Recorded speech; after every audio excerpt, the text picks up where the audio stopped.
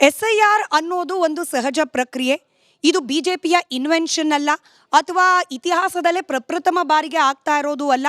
ಹಿಂದೆ ಕೂಡ ನಡೆದಿತ್ತು, ಮುಂದೆ ಕೂಡ ನಡೆಯುತ್ತೆ. ಆದರೆ ಯಾಕೆ ಕಾಂಗ್ರೆಸ್ ಪಕ್ಷ, ಅದರಲ್ಲೂ ವಿಶೇಷವಾಗಿ ರಾಜ್ಯದಲ್ಲಿ SIR ಅಂದ ತಕ್ಷಣ ಮುಖ್ಯಮಂತ್ರಿಗಳು ವಿಶೇಷ ಸಭೆ ಕರೀತಾ ಇದ್ದಾರೆ.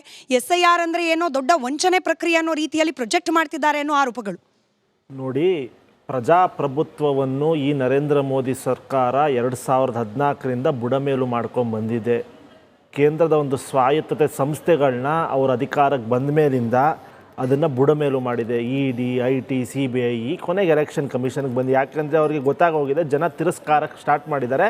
ನಾವು ಹೆಂಗಾರ ಮಾಡಿ ಅಧಿಕಾರದಲ್ಲಿ ಇರಬೇಕು ಒಂದು ಇಂಟೆನ್ಷನ್ ಇಟ್ಕೊಂಡು ಈ ಪ್ರಕ್ರಿಯೆಗೆ ಚಾಲನೆ ನೀಡಿದ್ದಾರೆ.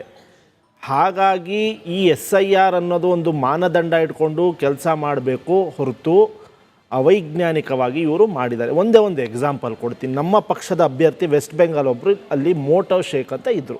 ಅವರು ಈ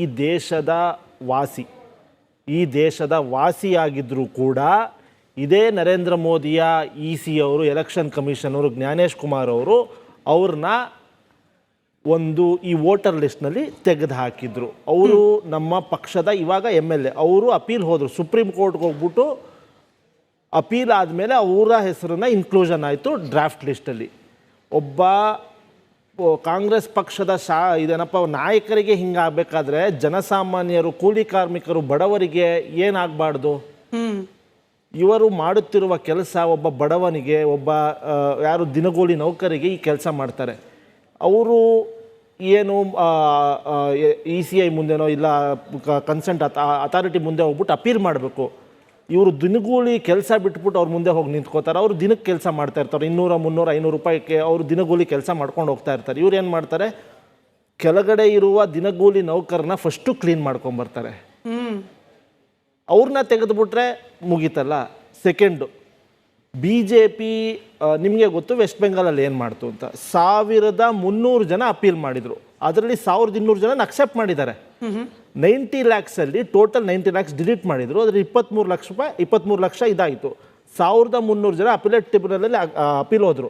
ಅದರಲ್ಲಿ 1200 ಜನ ಅಕ್ಸೆಪ್ಟ್ ಮಾಡಿದ್ರು, ಡ್ರಾಫ್ಟ್ ಲಿಸ್ಟಿಗೆ ಬಂದರು. ಟೈಮ್ ಕನ್ಸ್ಟೆಂಟಲ್ಲಿ ನಾವು ಮಿಕ್ಕಿದ್ದು ಮಾಡಲ್ಲ ಅಂತಂದರು. So the strike rate is 90%. ಇವರು ಎಲ್ಲನೂ ಏನಪ್ಪ ಎಲೆಕ್ಷನ್ಗಿಂತ ಒಂದು ವರ್ಷನೋ 1.5 ವರ್ಷದಿಂದ ಈ ಪ್ರಕ್ರಿಯೆ ಮಾಡಿದ್ರೆ ಸರಿ ಹೋಗುತ್ತೆ. ಎಲೆಕ್ಷನ್ ಇರುವಾಗಲೇ ಈ ಪ್ರಕ್ರಿಯೆಗಳು ಚಾಲನೆ ಮಾಡ್ತಾರೆ. ಯಾಕೇಳಿ, ಯಾರೂ ಹೋಗ್ಬಿಟ್ಟು ಅವ್ರ ಮುಂದೆ ಅಪೀಲ್ ಮಾಡಬಾರ್ದು, ಅವ್ರಿಗೆ ಬೇಕಾಗಿ ವೋಟ್ಗಳನ್ನ ಕ್ಲೀನಾಗಿ ಕೂರಿಸ್ಕೋತಾರೆ. ಅವ್ರಿಗೆ ಯಾರು ವೋಟ್ ಮಾಡಲ್ಲ ಅವ್ರನ್ನ ಮುಗಿಸ್ತಾರೆ. ಈ ಪ್ರಕ್ರಿಯೆ ಏನಕ್ಕೆ ನಡೀತಾ ಇದೆ ಅಂದರೆ, ಅವರು ಜನರು ನರೇಂದ್ರ ಮೋದಿ ಸರ್ಕಾರಕ್ಕೆ ಬುದ್ಧಿ ಕಲಿಸೋಕ್ಕೆ ಚಾಲನೆ ನೀಡಿದ್ದಾರೆ. ಅದರಿಂದ ಹೆಂಗಾರ ನಾವು ಬಚಾವಾಗಬೇಕು ಅಂತ ಒಂದು ECI ಇಟ್ಕೊಂಡು, ಜ್ಞಾನೇಶ್ ಕುಮಾರ್ನ ಇಟ್ಕೊಂಡು ನರೇಂದ್ರ ಮೋದಿ ಸರ್ಕಾರ, ಅಮಿತ್ ಶಾ ಮೋದಿಗೆ ಮಾಡುತ್ತಿರುವ ಒಂದು ರಾಜಕೀಯ ಪ್ರೇರಿತ ಕುತಂತ್ರದ ಕೆಲಸ. ಸರಿ ಅಶೋಕ್ ಗೌಡ್ರೆ, ಅಲ್ಲಿಗೆ ಪಶ್ಚಿಮ ಬಂಗಾಳದಲ್ಲಿ ದಿನಗೂಲಿ ನೌಕರರು ಯಾರು ಓಟೇ ಹಾಕಿಲ್ಲ. ಪಶ್ಚಿಮ ಬಂಗಾಳದಲ್ಲಿ ಯಾರೆಲ್ಲ TMC ವೋಟರ್ಸ್ ಇದ್ರು ಅವರು ಓಟ್ ಹಾಕ್ಲಿಕ್ಕೆ ಆಗಲಿಲ್ಲ. ಯಾರೆಲ್ಲರೂ BJPಗೆ ವೋಟರ್ಸ್ ಇದ್ರು ಅವರು ಮಾತ್ರ ಓಟ್ ಹಾಕ್ಲಿಕ್ಕೆ ಅವಕಾಶ ಆಯಿತು. ಇದು ಪಶ್ಚಿಮ ಬಂಗಾಳದಲ್ಲಿ ಹಿಂಗೆ ನಡೆದಿದೆ ಅಂತಂದರೆ, ತಮಿಳುನಾಡು ಹಾಗೆ ಕೇರಳದಲ್ಲಿ SIR ನಮಗೆ ಲಾಭ ಆಯಿತು ಅಂತ ಹೇಳಿ ಶಶಿ ತರೂರ್ ಅವ್ರು ಯಾಕೆ ಹೇಳ್ತಿದ್ದಾರೆ? ನೋಡಿ, ಕಾಂಗ್ರೆಸ್ಸಿಗರಿಗೆ ಯಾವ ನಿಲುವು ತೆಗೆದುಕೊಬೇಕು ಅನ್ನೋತಕ್ಕಂಥದ್ದು ಮರ್ತು ಬಿಟ್ಟಿದ್ದಾರೆ. ಯಾಕೆಂದರೆ ಅವ್ರಿಗೆ ಫಸ್ಟು ಅವರ ಕಮೆಂಟ್ ಏನಿದೆ, CBI, ED ಈ ಥರದ್ದೆಲ್ಲನೂ ಕಾಮಾಲೆ ಕಣ್ಣನ್ ಲೋಕಲ್ ಆಳ್ದಿ ಅವ್ರ ಕಾಲದಲ್ಲಿ ಹಿಂಗೆ ಮಾಡ್ಕೊಂಬಂದಿದ್ರು. ಅದರಿಂದಾಗಿ ಅವ್ರಿಗೆ ಏನು ಅನ್ಸುತ್ತೆ, BJP ಕಾಲದಲ್ಲಿ ಹಿಂಗೆ ನಡೀತಿದೆಯೋನೋ ಅಂತ ಹೇಳಿ ಅನೇಕ ಬಾರಿ ಈ ಥರ ಸ್ಟೇಟ್ಮೆಂಟ್ಸು ತುಂಬ ರೆಗ್ಯುಲರಾಗಿ ಬರ್ತಾ ಇದೆ. ಅದರಿಂದಾಗಿ ಹಾಸ್ಯಾಸ್ಪದ ಆಗ್ತಿರ್ತಕ್ಕಂಥ ಅವರೇ. ಆದರೆ ವಿಚಾರ ಏನು ಅಂತ ಹೇಳಿದ್ರೆ, SIR ಯಾತಕ್ಕೋಸ್ಕರ ಮಾಡಬೇಕು ಅಂತ ಹೇಳಿದ್ರೆ, ನಾನೇ ಕ್ಲಾಸಿಕ್ ಎಕ್ಸಾಂಪಲ್, ನಾನು ಮನೆಯಲ್ಲಿ ನಡೆದಂಥ ಘಟನೆಗಳನ್ನ ಹೇಳ್ತೇನೆ. ಈಗ ನಾನು 2 ಕಥೆಗಳು ಹೇಳ್ಬಿಡ್ತೇನೆ, ಸಣ್ಣ ಕಥೆಗಳು. ನಮ್ಮ ಮನೆಯಲ್ಲಿ ನನ್ನ ದೊಡ್ಡಮ್ಮನ ಮಗಳು ಮತ್ತು ನನ್ನ ಚಿಕ್ಕಪ್ಪನ ಮಗ ಅಂದರೆ ಬೇರೆ ಬೇರೆ ಬಂದು ಇದ್ದರು. ಒಬ್ಬರು 2002ಇಂದ 2003ಇಂದ ಇನ್ನೊಬ್ಬರು ಒಬ್ಬರು 2009ವರೆಗೂ ಇದ್ದರು. ಇನ್ನೊಬ್ಬರು 2009ಇಂದ 2013ವರೆಗೂ ನಮ್ಮಲ್ಲಿದ್ದರು. ಇಬ್ಬರದೂ ಸಹ ವೋಟರ್ ಲಿಸ್ಟಿಗೆ ಸೇರಿಸ್ಕೊಂಡ್ಬಿಟ್ಟಿದೆ. ಯಾಕೆ, ಬಂದಾಗ ಯಾರೋ ಬರ್ಕೊಂಬಿಟ್ಟಿದ್ದಾರೆ. ಅವು ಅಫ್ಕೋರ್ಸ್ ಅವ್ರದ್ದು ಬೇರೆ ಕಡೆನೂ ವೋಟ್ ಇತ್ತು, ಆದರೂ ಸಹ ಇಲ್ಲಿ ಬರ್ಕೊಂಬಿಟ್ಟಿದ್ದಾರೆ. ಬರ್ಕೊಂಬಿಟ್ಟು 2000 ಅವ್ರು ಬಿಟ್ಬಿಟ್ರು. ಅಂದರೆ ನಮ್ಮ ಮನೆ ಬಿಟ್ಟು ಒಬ್ಬ US ಹೋದ, ಇನ್ನೊಬ್ಬರು ಮದುವೆ ಆದರೂ ಅವರು US ಕೊಟ್ಟೋದ್ರು. ಆದರೆ 2014 ಎಲೆಕ್ಷನಲ್ಲಿ ನಾನು ಹೇಳಿದೆ, ಇವರಿಬ್ಬರು ಇಲ್ಲ, ಇದರಿಂದ ತೆಗೀರಿ ಅಂತ ನಾನೇ ಹೇಳಿದ್ದೀನಿ. 2018 ಅಸೆಂಬ್ಲಿ ಎಲೆಕ್ಷನ್, 2019 ಅಸೆಂಬ್ಲಿ ಎಲೆಕ್ಷನ್ಸು ಮತ್ತು ಮಧ್ಯದಲ್ಲಿ ಬಂದಂತಹ BBMP ಎಲೆಕ್ಷನ್ಸ್ಗೂ ಸಹ ಹೇಳಿದ್ದೇನೆ. 2023 ಅಸೆಂಬ್ಲಿ ಎಲೆಕ್ಷನ್ಸಲ್ಲೂ ಸಹ ಅವ್ರ ಹೆಸರಿದೆ. 24 ನಾನು ಅಲ್ಲಿಗೆ ಗಲಾಟೆ ಮಾಡಿದೆ, ಇದು ಏನ್ರಿ ಮಾಡ್ತಿದ್ದೀರಾ ನೀವು, ಇವ್ರ ಹೆಸರಲ್ಲಿ ಯಾರೋ ಒಬ್ಬರು ಬೇರೆಯವರು ಬಂದ ಓಟ್ ಹಾಕ್ಬೋದಲ್ಲ, ನಾವು ಯಾರಿಗಾದ್ರೂ ಓಟ್ ಹಾಕ್ತೀವಿ ಅದು ಬೇರೆ ವಿಚಾರ, ಆದರೆ ಯಾರೋ ಒಂದು ಓಟ್ ಹಾಕ್ಬೋದಲ್ಲ, ಅದರಿಂದ ತೆಗೀರಿ ಅಂತ ಹೇಳಿದ್ರೆ 2024 ಮಾರ್ಕ್ ಮಾಡಿ ತೆಗಿಸ್ತಕ್ಕಂಥ ಕೆಲಸನ ನಾವೇ ಮಾಡಿದ್ವಿ. ಈಗ ತೆಗೆಯೋದ್ರಿಂದ ಏನಾಗ್ತಿದೆ ಅಂತ ಹೇಳಿದ್ರೆ, ಉದಾಹರಣೆಗೆ ವೆಸ್ಟ್ ಬೆಂಗಾಲ್ಗೆ ಹೊಟ್ಟೋಗೋಣ. West Bengal classic example. ತೆಗೆದಿರ್ತಕ್ಕಂತಹ 93 ಲಕ್ಷ ಅಂತ ಏನು ಹೇಳ್ತಾರೆ, 93 ಲಕ್ಷ ಜನ ತೆಗೆದಿದ್ದೀವಿ ಅಂತ ಹೇಳಿ, ಅದರಲ್ಲಿ ಸತ್ತೋಗಿರ್ತಕ್ಕಂಥವರು 35-38%, 35-38%. ಮಲ್ಟಿಪಲ್ ವೋಟರ್ಸ್, ಫಾರ್ ಎಕ್ಸಾಂಪಲ್ ನಾನು ಏನು ಹೇಳಿದೆ, ನನ್ನ ಕಸಿನ್ಸ್ದು ಮಲ್ಟಿಪಲ್ ವೋಟರ್ಸ್, ಬೇರೆ ಬೇರೆ ಕಡೆ ವೋಟ್ಸ್ ಇದೆ ಅವ್ರದ್ದು, ಆದರೆ ಐಡೆಂಟಿಫೈ ಆದಾಗ ಅವ್ರನ್ನ ತೆಗಿತಕ್ಕಂಥ ಕೆಲಸ ಮಾಡಲಾಗಿದೆ. ಅದರ ಪರ್ಸೆಂಟು 42%. ತದನಂತರದಲ್ಲಿ ಅಡ್ರೆಸ್ ಚೇಂಜ್, ಫಾರ್ ಎಕ್ಸಾಂಪಲ್ ನಾನು ಈಗ ಇಲ್ಲಿ ಬಾಡಿಗೆ ಮನೆಯಲ್ಲಿದ್ದೀನಿ, ಪಕ್ಕದಲ್ಲೋ ಅಥವಾ ಸುತ್ತಮುತ್ತಲೋ ಎಲ್ಲೋ ಮನೆ ಕಟ್ಕೊಂಡಿದ್ದೀನಿ, ಆಗ ಮನೆಗೆ ಶಿಫ್ಟ್ ಆಗಿದ್ದೀನಿ. ಆಗ ಶಿಫ್ಟ್ ಆದಾಗ ಇಲ್ಲಿ ನಾನು ಫಾರ್ಚುನೇಟ್ಲಿ ಇರಲಿಲ್ಲ, ಅಥವಾ ಅಲ್ಲಿ ಅನ್ಫಾರ್ಚುನೇಟ್ಲಿ ಇರಲಿಲ್ಲ, ಅಲ್ಲೂ ಇರಲಿಲ್ಲ, ಅಂಥ ಟೈಮಲ್ಲಿ ಡಿಲೀಷನ್ ಆಗಿದೆ. SIR ಅನ್ನೋದು ಒಂದು ಸಹಜ ಪ್ರಕ್ರಿಯೆ. ಇದು ಬಿಜೆಪಿಯ ಇನ್ವೆನ್ಷನ್ ಅಲ್ಲ, ಅಥವಾ ಇತಿಹಾಸದಲ್ಲೇ ಪ್ರಪ್ರಥಮ ಬಾರಿಗೆ ಆಗ್ತಾ ಇರೋದು ಅಲ್ಲ. ಹಿಂದೆ ಕೂಡ ನಡೆದಿತ್ತು, ಮುಂದೆ ಕೂಡ ನಡೆಯುತ್ತೆ. ಆದರೆ ಯಾಕೆ ಕಾಂಗ್ರೆಸ್ ಪಕ್ಷ, ಅದರಲ್ಲೂ ವಿಶೇಷವಾಗಿ ರಾಜ್ಯದಲ್ಲಿ SIR ಅಂದ ತಕ್ಷಣ ಮುಖ್ಯಮಂತ್ರಿಗಳು ವಿಶೇಷ ಸಭೆ ಕರೀತಾ ಇದ್ದಾರೆ, SIR ಅಂದರೆ ಏನೋ ದೊಡ್ಡ ವಂಚನೆ ಪ್ರಕ್ರಿಯೆ ಅನ್ನೋ ರೀತಿಯಲ್ಲಿ ಪ್ರೊಜೆಕ್ಟ್ ಮಾಡ್ತಿದ್ದಾರೆ ಅನ್ನೋ ಆರೋಪಗಳು. ನೋಡಿ, ಪ್ರಜಾಪ್ರಭುತ್ವವನ್ನು ಈ ನರೇಂದ್ರ ಮೋದಿ ಸರ್ಕಾರ 2014ರಿಂದ ಬುಡಮೇಲು ಮಾಡ್ಕೊಂಡು ಬಂದಿದೆ. ಕೇಂದ್ರದ ಒಂದು ಸ್ವಾಯತ್ತತೆ ಸಂಸ್ಥೆಗಳನ್ನ ಅವ್ರ ಅಧಿಕಾರಕ್ಕೆ ಬಂದ ಮೇಲಿಂದ ಅದನ್ನು ಬುಡಮೇಲು ಮಾಡಿದೆ. ED, IT, CBI, ಕೊನೆಗೆ ಎಲೆಕ್ಷನ್ ಕಮಿಷನ್ಗೆ ಬಂದು. ಯಾಕೆಂದರೆ ಅವರಿಗೆ ಗೊತ್ತಾಗೋಗಿದೆ, ಜನ ತಿರಸ್ಕಾರಕ್ಕೆ ಸ್ಟಾರ್ಟ್ ಮಾಡಿದ್ದಾರೆ. ನಾವು ಹೆಂಗಾರ ಮಾಡಿ ಅಧಿಕಾರದಲ್ಲಿ ಇರಬೇಕು ಒಂದು ಇಂಟೆನ್ಷನ್ ಇಟ್ಕೊಂಡು ಈ ಪ್ರಕ್ರಿಯೆಗೆ ಚಾಲನೆ ನೀಡಿದ್ದಾರೆ. ಹಾಗಾಗಿ ಈ SIR ಅನ್ನೋದು ಒಂದು ಮಾನದಂಡ ಇಟ್ಕೊಂಡು ಕೆಲಸ ಮಾಡಬೇಕು ಹೊರತು ಅವೈಜ್ಞಾನಿಕವಾಗಿ ಇವರು ಮಾಡಿದ್ದಾರೆ. ಒಂದೇ ಒಂದು ಎಕ್ಸಾಂಪಲ್ ಕೊಡ್ತೀನಿ. ನಮ್ಮ ಪಕ್ಷದ ಅಭ್ಯರ್ಥಿ ವೆಸ್ಟ್ ಬೆಂಗಾಲ್ ಒಬ್ಬರು ಅಲ್ಲಿ ಮೋಟೋ ಶೇಖ್ ಅಂತ ಇದ್ದರು. ಅವರು ಈ ದೇಶದ ವಾಸಿಯಾಗಿದ್ದರೂ ಕೂಡ ಇದೇ ನರೇಂದ್ರ ಮೋದಿಯ EC ಅವರು, ಎಲೆಕ್ಷನ್ ಕಮಿಷನ್ ಅವರು, ಜ್ಞಾನೇಶ್ ಕುಮಾರ್ ಅವರು ಅವ್ರನ್ನ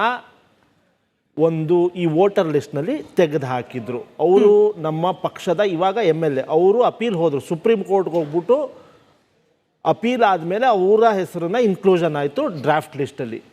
ಒಬ್ಬ ಕಾಂಗ್ರೆಸ್ ಪಕ್ಷದ ನಾಯಕರಿಗೆ ಹಿಂಗಾಗಬೇಕಾದ್ರೆ ಜನಸಾಮಾನ್ಯರು, ಕೂಲಿ ಕಾರ್ಮಿಕರು, ಬಡವರಿಗೆ ಏನಾಗಬಾರ್ದು? ಇವರು ಮಾಡುತ್ತಿರುವ ಕೆಲಸ ಒಬ್ಬ ಬಡವನಿಗೆ, ಒಬ್ಬ ಯಾರು ದಿನಗೂಲಿ ನೌಕರಿಗೆ ಈ ಕೆಲಸ ಮಾಡ್ತಾರೆ. ಅವರು ಏನು ECI ಮುಂದೆನೋ ಇಲ್ಲ ಕನ್ಸೆಂಟ್ ಅಥಾರಿಟಿ ಮುಂದೆ ಹೋಗ್ಬಿಟ್ಟು ಅಪೀಲ್ ಮಾಡಬೇಕು. ಇವರು ದಿನಗೂಲಿ ಕೆಲಸ ಬಿಟ್ಬಿಟ್ಟು ಅವ್ರ ಮುಂದೆ ಹೋಗಿ ನಿಂತ್ಕೋತಾರೆ. ಅವರು ದಿನಕ್ಕೆ ಕೆಲಸ ಮಾಡ್ತಾ ಇರ್ತಾರೆ, 200, 300, 500 ರೂಪಾಯಿಗೆ ಅವರು ದಿನಗೂಲಿ ಕೆಲಸ ಮಾಡ್ಕೊಂಡು ಹೋಗ್ತಾ ಇರ್ತಾರೆ. ಇವ್ರು ಏನು ಮಾಡ್ತಾರೆ, ಕೆಳಗಡೆ ಇರುವ ದಿನಗೂಲಿ ನೌಕರನ್ನ ಫಸ್ಟು ಕ್ಲೀನ್ ಮಾಡ್ಕೊಂಬರ್ತಾರೆ. ಅವ್ರನ್ನ ತೆಗೆದುಬಿಟ್ರೆ ಮುಗೀತಲ್ಲ. ಸೆಕೆಂಡು, BJP ನಿಮಗೆ ಗೊತ್ತು ವೆಸ್ಟ್ ಬೆಂಗಾಲಲ್ಲಿ ಏನು ಮಾಡ್ತು ಅಂತ. 1300 ಜನ ಅಪೀಲ್ ಮಾಡಿದರು, ಅದರಲ್ಲಿ 1200 ಜನ ಅಕ್ಸೆಪ್ಟ್ ಮಾಡಿದ್ದಾರೆ. 90 ಲ್ಯಾಕ್ಸಲ್ಲಿ ಟೋಟಲ್ 90 ಲ್ಯಾಕ್ಸ್ ಡಿಲೀಟ್ ಮಾಡಿದರು. ಅದರಲ್ಲಿ 23 ಲಕ್ಷ ಇದಾಯಿತು. 1300 ಜನ ಅಪಿಲೇಟ್ ಟ್ರಿಬ್ಯುನಲಲ್ಲಿ ಅಪೀಲ್ ಹೋದರು. ಅದರಲ್ಲಿ 1200 ಜನ ಅಕ್ಸೆಪ್ಟ್ ಮಾಡಿದ್ರು, ಡ್ರಾಫ್ಟ್ ಲಿಸ್ಟಿಗೆ ಬಂದರು. ಟೈಮ್ ಕನ್ಸ್ಟೆಂಟಲ್ಲಿ ನಾನು ಮಿಕ್ಕಿದ್ದು ಮಾಡಲ್ಲ ಅಂತಂದರು. So the strike rate is 90%. ಇವರು ಎಲ್ಲನೂ ಏನಪ್ಪ ಎಲೆಕ್ಷನ್ಗಿಂತ ಒಂದು ವರ್ಷನೋ 1.5 ವರ್ಷದಿಂದ ಈ ಪ್ರಕ್ರಿಯೆ ಮಾಡಿದ್ರೆ ಸರಿ ಹೋಗುತ್ತೆ. ಎಲೆಕ್ಷನ್ ಇರುವಾಗಲೇ ಈ ಪ್ರಕ್ರಿಯೆಗಳು ಚಾಲನೆ ಮಾಡ್ತಾರೆ. ಯಾಕೇಳಿ, ಯಾರೂ ಹೋಗ್ಬಿಟ್ಟು ಅವ್ರ ಮುಂದೆ ಅಪೀಲ್ ಮಾಡಬಾರ್ದು, ಅವ್ರಿಗೆ ಬೇಕಾಗಿ ವೋಟ್ಗಳನ್ನ ಕ್ಲೀನಾಗಿ ಕೂರಿಸ್ಕೋತಾರೆ, ಅವ್ರಿಗೆ ಯಾರು ವೋಟ್ ಮಾಡಲ್ಲ ಅವ್ರನ್ನ ಮುಗಿಸ್ತಾರೆ. ಈ ಪ್ರಕ್ರಿಯೆ ಏನಕ್ಕೆ ನಡೀತಾ ಇದೆ ಅಂದರೆ, ಅವರು ಜನರು ನರೇಂದ್ರ ಮೋದಿ ಸರ್ಕಾರಕ್ಕೆ ಬುದ್ಧಿ ಕಲಿಸೋಕ್ಕೆ ಚಾಲನೆ ನೀಡಿದ್ದಾರೆ. ಅದರಿಂದ ಹೆಂಗಾರ ನಾವು ಬಚಾವಾಗಬೇಕು ಅಂತ ಒಂದು ECIನ ಇಟ್ಕೊಂಡು, ಜ್ಞಾನೇಶ್ ಕುಮಾರ್ನ ಇಟ್ಕೊಂಡು ನರೇಂದ್ರ ಮೋದಿ ಸರ್ಕಾರ, ಅಮಿತ್ ಶಾ ಮೋದಿಗೆ ಮಾಡುತ್ತಿರುವ ಒಂದು ರಾಜಕೀಯ ಪ್ರೇರಿತ ಕುತಂತ್ರದ ಕೆಲಸ. ಸರಿ ಅಶೋಕ್ ಗೌಡ್ರೆ, ಅಲ್ಲಿಗೆ ಪಶ್ಚಿಮ ಬಂಗಾಳದಲ್ಲಿ ದಿನಗೂಲಿ ನೌಕರರು ಯಾರು ಓಟೇ ಹಾಕಿಲ್ಲ. ಪಶ್ಚಿಮ ಬಂಗಾಳದಲ್ಲಿ ಯಾರೆಲ್ಲ TMC ವೋಟರ್ಸ್ ಇದ್ರು ಅವರು ವೋಟ್ ಹಾಕ್ಲಿಕ್ಕೆ ಆಗಲಿಲ್ಲ. ಯಾರೆಲ್ಲರೂ BJP ವೋಟರ್ಸ್ ಇದ್ರು ಅವ್ರು ಮಾತ್ರ ವೋಟ್ ಹಾಕ್ಲಿಕ್ಕೆ ಅವಕಾಶ ಆಯಿತು. ಇದು ಪಶ್ಚಿಮ ಬಂಗಾಳದಲ್ಲಿ ಹಿಂಗೆ ನಡೆದಿದೆ ಅಂತಂದರೆ, ತಮಿಳುನಾಡು ಹಾಗೆ ಕೇರಳದಲ್ಲಿ SIR ನಮಗೆ ಲಾಭ ಆಯಿತು ಅಂತ ಹೇಳಿ ಶಶಿ ತರೂರ್ ಅವ್ರು ಯಾಕೆ ಹೇಳ್ತಿದ್ದಾರೆ? ನೋಡಿ, ಕಾಂಗ್ರೆಸ್ಸಿಗರಿಗೆ ಯಾವ ನಿಲುವು ತೆಗೆದುಕೊಬೇಕು ಅನ್ನೋತಕ್ಕಂಥದ್ದು ಮರ್ತು ಬಿಟ್ಟಿದ್ದಾರೆ. ಯಾಕೆಂದರೆ ಅವ್ರಿಗೆ ಫಸ್ಟು ಅವರ ಕಮೆಂಟ್ ಏನಿದೆ, CBI, ED ಈ ಥರದ್ದೆಲ್ಲನೂ ಕಾಮಲೆಕ್ಕಣ್ಣಂಗೆ ಲೋಕಲ್ ಆಳ್ದಿ ಅವ್ರ ಕಾಲದಲ್ಲಿ ಹಿಂಗೆ ಮಾಡ್ಕೊಂಬಂದಿದ್ರು, ಅದರಿಂದಾಗಿ ಅವ್ರಿಗೆ ಏನನ್ಸುತ್ತೆ ಬಿ ಜೆ ಪಿ ಕಾಲದಲ್ಲಿ ಹಿಂಗೆ ನಡೀತಿದೆಯೋನೋ ಅಂತ ಹೇಳಿ ಅನೇಕ ಬಾರಿ ಈ ಥರ ಸ್ಟೇಟ್ಮೆಂಟ್ಸು ತುಂಬ ರೆಗ್ಯುಲರ್ ಆಗಿ ಬರ್ತಾ ಇದೆ. ಅದರಿಂದಾಗಿ ಹಾಸ್ಯಾಸ್ಪದ ಆಗ್ತಿರ್ತಕ್ಕಂಥ ಅವರೇ. ಆದರೆ ವಿಚಾರ ಏನು ಅಂತ ಹೇಳಿದ್ರೆ SIR ಯಾತಕ್ಕೋಸ್ಕರ ಮಾಡಬೇಕು ಅಂತ ಹೇಳಿದ್ರೆ, ನಾನೇ ಕ್ಲಾಸಿಕ್ ಎಕ್ಸಾಂಪಲ್, ನಾನು ಮನೆಯಲ್ಲಿ ನಡೆದಂಥ ಘಟನೆಗಳನ್ನ ಹೇಳ್ತೇನೆ. ಈಗ ನಾನು 2 ಕಥೆಗಳು ಹೇಳ್ಬಿಡ್ತೇನೆ, ಸಣ್ಣ ಕಥೆಗಳು. ನಮ್ಮ ಮನೆಯಲ್ಲಿ ನನ್ನ ದೊಡ್ಡಮ್ಮನ ಮಗಳು ಮತ್ತು ನನ್ನ ಚಿಕ್ಕಪ್ಪನ ಮಗ ಅಂದರೆ ಬೇರೆ ಬೇರೆ ಬಂದು ಇದ್ದರು. ಒಬ್ಬರು 2002ಇಂದ 2003ಇಂದ ಒಬ್ಬರು 2009ವರೆಗೂ ಇದ್ದರು, ಇನ್ನೊಬ್ಬರು 2009ಇಂದ 2013ವರೆಗೂ ನಮ್ಮಲ್ಲಿದ್ದರು. ಇಬ್ಬರದೂ ಸಹ ವೋಟರ್ ಲಿಸ್ಟಿಗೆ ಸೇರಿಸ್ಕೊಂಡ್ಬಿಟ್ಟಿದೆ. ಯಾಕೆ ಬಂದಾಗ ಯಾರೋ ಬರ್ಕೊಂಬಿಟ್ಟಿದ್ದಾರೆ. ಅವು ಅಫ್ಕೋರ್ಸ್ ಅವ್ರದ್ದು ಬೇರೆ ಕಡೆನೂ ವೋಟ್ ಇತ್ತು, ಆದರೂ ಸಹ ಇಲ್ಲಿ ಬರ್ಕೊಂಬಿಟ್ಟಿದ್ದಾರೆ. ಬರ್ಕೊಂಬಿಟ್ಟು 2000 ಅವ್ರು ಬಿಟ್ಬಿಟ್ರು.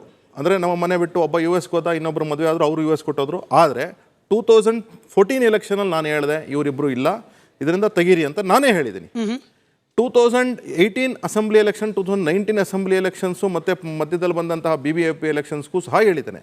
2023 ಅಸೆಂಬ್ಲಿ ಎಲೆಕ್ಷನ್ಸಲ್ಲೂ ಸಹ ಅವ್ರ ಹೆಸರಿದೆ. 24 ನಾನು ಅಲ್ಲಿಗೆ ಗಲಾಟೆ ಮಾಡಿದೆ, ಇದು ಏನ್ರಿ ಮಾಡ್ತಿದ್ದೀರಾ ನೀವು, ಇವ್ರ ಹೆಸರಲ್ಲಿ ಯಾರೋ ಒಬ್ಬರು ಬೇರೆಯವ್ರು ಬಂದ ಓಟ್ ಹಾಕ್ಬೋದಲ್ಲ, ನಾವು ಯಾರಿಗಾದ್ರೂ ಓಟ್ ಹಾಕ್ತೀವಿ ಅದು ಬೇರೆ ವಿಚಾರ, ಆದರೆ ಯಾರೋ ಒಂದು ಓಟ್ ಹಾಕ್ಬೋದಲ್ಲ, ಅದರಿಂದಾಗಿ ತೆಗೀರಿ ಅಂತ ಹೇಳಿದ್ರೆ 2024 ಮಾರ್ಕ್ ಮಾಡಿ ತೆಗಿಸ್ತಕ್ಕಂಥ ಕೆಲಸನ ನಾವೇ ಮಾಡಿದ್ವಿ. ಈಗ ತೆಗೆಯೋದ್ರಿಂದ ಏನಾಗ್ತಿದೆ ಅಂತ ಹೇಳಿದ್ರೆ, ಉದಾಹರಣೆಗೆ ವೆಸ್ಟ್ ಬೆಂಗಾಲ್ಗೆ ಹೊಟ್ಟೋಗೋಣ. West Bengal classic example. ತೆಗೆದಿರ್ತಕ್ಕಂತಹ 93 ಲಕ್ಷ ಅಂತ ಏನು ಹೇಳ್ತಾರೆ, 93 ಲಕ್ಷ ಜನ ತೆಗೆದಿದ್ದೀವಿ ಅಂತ ಹೇಳಿ, ಅದರಲ್ಲಿ ಸತ್ತೋಗಿರ್ತಕ್ಕಂಥವರು 35% 38%. ಮಲ್ಟಿಪಲ್ ವೋಟರ್ಸ್, ಫಾರ್ ಎಕ್ಸಾಂಪಲ್ ನಾನು ಏನು ಹೇಳಿದೆ, ನನ್ನ ಕಸಿನ್ಸ್ದು ಮಲ್ಟಿಪಲ್ ವೋಟರ್ಸ್, ಬೇರೆ ಬೇರೆ ಕಡೆ ವೋಟ್ಸ್ ಇದೆ ಅವ್ರದ್ದು, ಆದರೆ ಆಗ ಐಡೆಂಟಿಫೈ ಆದಾಗ ಅವ್ರನ್ನ ತೆಗಿತಕ್ಕಂಥ ಕೆಲಸ ಮಾಡಲಾಗಿದೆ. ಅದರ ಪರ್ಸೆಂಟು 42%. ತದನಂತರದಲ್ಲಿ ಅಡ್ರೆಸ್ ಚೇಂಜ್, ಫಾರ್ ಎಕ್ಸಾಂಪಲ್ ನಾನು ಈಗ ಇಲ್ಲಿ ಬಾಡಿಗೆ ಮನೆಯಲ್ಲಿದ್ದೀನಿ, ಪಕ್ಕದಲ್ಲೋ ಅಥವಾ ಸುತ್ತಮುತ್ತಲೋ ಎಲ್ಲೋ ಮನೆ ಕಟ್ಕೊಂಡಿದ್ದೀನಿ, ಆಗ ಮನೆಗೆ ಶಿಫ್ಟ್ ಆಗಿದ್ದೀನಿ. ಆಗ ಶಿಫ್ಟ್ ಆದಾಗ ಇಲ್ಲಿ ನಾನು ಫಾರ್ಚುನೇಟ್ಲಿ ಇರಲಿಲ್ಲ, ಅಥವಾ ಅಲ್ಲಿ ಅನ್ಫಾರ್ಚುನೇಟ್ಲಿ ಇರಲಿಲ್ಲ, ಅಲ್ಲೂ ಇರಲಿಲ್ಲ, ಅಂಥ ಟೈಮಲ್ಲಿ ಡಿಲೀಷನ್ ಆಗಿದೆ, ಅಥವಾ ಒಂದು ಕಡೆ ಉಳ್ಕೊಂಡಿದೆ ಇನ್ನೊಂದು ಕಡೆ ಡಿಲೀಷನ್ ಆಗಿದೆ. ಈ ಥರ ಕೆಲಸದಲ್ಲಿ 22% ಇದೆ. ತದನಂತರದಲ್ಲಿ ಇಲ್ಲೀಗಲ್ ಇಮಿಗ್ರೆಂಟ್ಸ್ ಏನಿದ್ದಾರೆ ಇವ್ರದ್ದು ಸಹ ಡಿಲೀಷನ್ ಆಗಿರ್ತಕ್ಕಂಥ ಕೆಲಸ ಆಗಿದೆ, ಅವರು 2% ಇದ್ದಾರೆ. ಇವರು ಯಾವ ರೀತಿ ಮಿಸ್ಕಾನ್ಸೆಪ್ಷಲೈಸ್ ಮಾಡ್ತಿದ್ದಾರೆ ಕಾಂಗ್ರೆಸ್ಸಿಗರು ಅಂತ ಹೇಳಿದ್ರೆ, ವೆಸ್ಟ್ ಬೆಂಗಾಲಲ್ಲಿ ಮಾತ್ರ ಅನ್ಯಾಯ ಆಗ್ಬಿಡ್ತು ಅಂತಾರೆ. ಒಂದೇ ಒಂದು ಎಕ್ಸಾಂಪಲ್ಲು ಕೇರಳದಲ್ಲಿ ಎಕ್ಸಾಂಪಲ್ ಹೇಳ್ತಾ ಇಲ್ಲ, ನೀವೇನು ಹೇಳಿದ್ರೆ ಅದನ್ನೇ. ಈಗೇನಂತ ಹೇಳಿದ್ರೆ ವೆಸ್ಟ್ ಬೆಂಗಾಲ್ಗೆ ಇವ್ರು ಏನು ಪೊಲಿಟಿಸೈಸ್ ಮಾಡ್ತಾರೆ, ಇವರು ಮಮತಾ ಬ್ಯಾನರ್ಜಿ ಅವರು ದೊಡ್ಡ ಲೀಡರ್ ಆಗಿ ಎಮರ್ಜ್ ಆಗ್ತಿದ್ರು. ಅನೇಕ ಬಾರಿ ಕ್ರಿಟಿಸೈಸ್ ಮಾಡಿದ್ರು ಯಾರು, ರಾಹುಲ್ ಗಾಂಧಿ ಮತ್ತು ರಾಹುಲ್ ಗಾಂಧಿಯ ನಡೆಗಳನ್ನು.